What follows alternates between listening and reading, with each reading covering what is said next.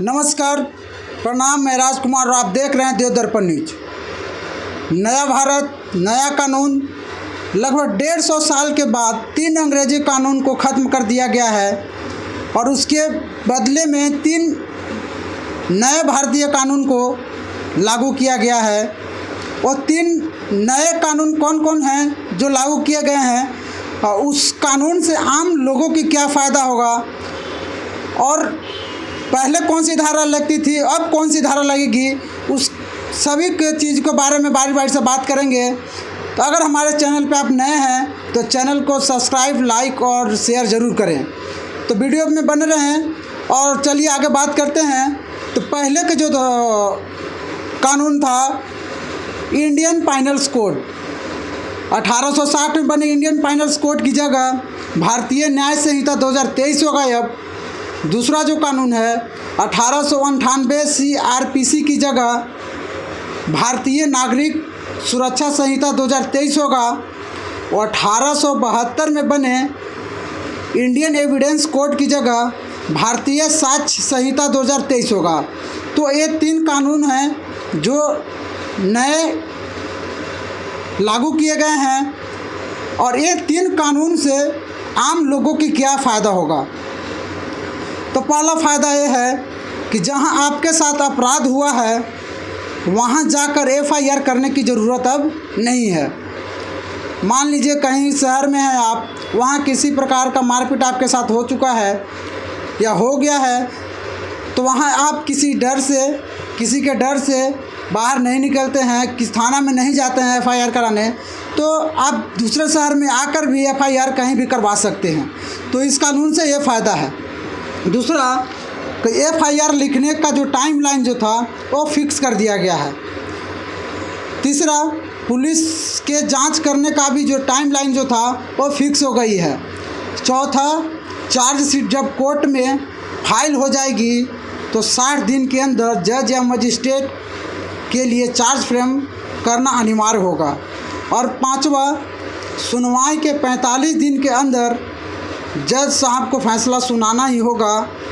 पहले क्या था, पहले ये 6 महीना चल गया, 1 साल हो गया सुनवाई होने के बाद भी, है ना, बहस हो गया फिर भी 6 महीना 1 साल तक खींच देते थे। लेकिन अब ये नहीं होगा, अब 45 दिन के अंदर ही फैसला सुनाना होगा जज साहब को।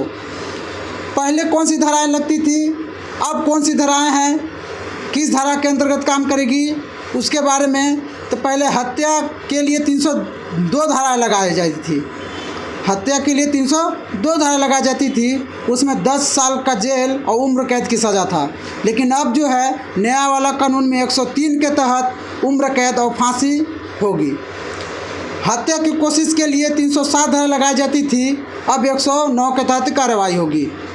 गैर इरादतन हत्या के लिए 304 के तहत कार्रवाई होती थी, अब 105 के तहत होगी। लापरवाही से मौत के लिए 304(1) के तहत कार्रवाई होती थी, अब 106 के तहत होगी। रेप, गैंग रेप के तहत 375, 376 के तहत 10 साल की सज़ा का प्रावधान था, अब नया वाले कानून में 63, 64 और 70 के तहत फांसी का प्रावधान है।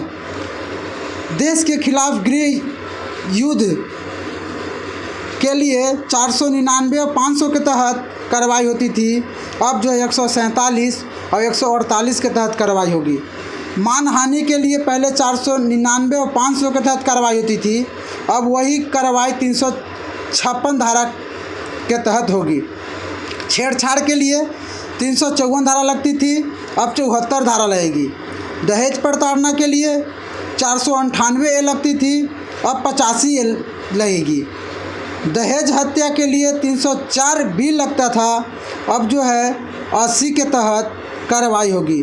लूट के लिए धारा 392 लगता था, अब जो है धारा 309 के तहत कार्रवाई होगी। और डकैती के लिए 395 का प्रावधान था, अब जो है 310 के तहत कार्रवाई होगी।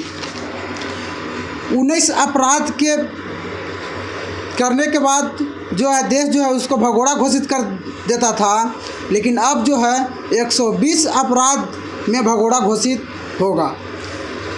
सड़क पर सुरक्षा के लिहाज से ये कानून भी अच्छा है। जैसे स्नैचिंग में पहले कोई कड़ा कानून नहीं था, लेकिन अब जो है स्नैचिंग में 10 साल की सज़ा का प्रावधान किया गया है। ठगी के लिए धारा 420 का प्रावधान था पहले, लेकिन अब जो है धारा 316 के तहत कार्रवाई होगी। तो ये थी धाराएं और 3 कानून जो नए 1 जुलाई से लागू कर दिए गए हैं। बाकी आप नए कानून के बारे में क्या सोचते हैं, कमेंट बॉक्स में ज़रूर बताएं। जय हिंद, जय भारत।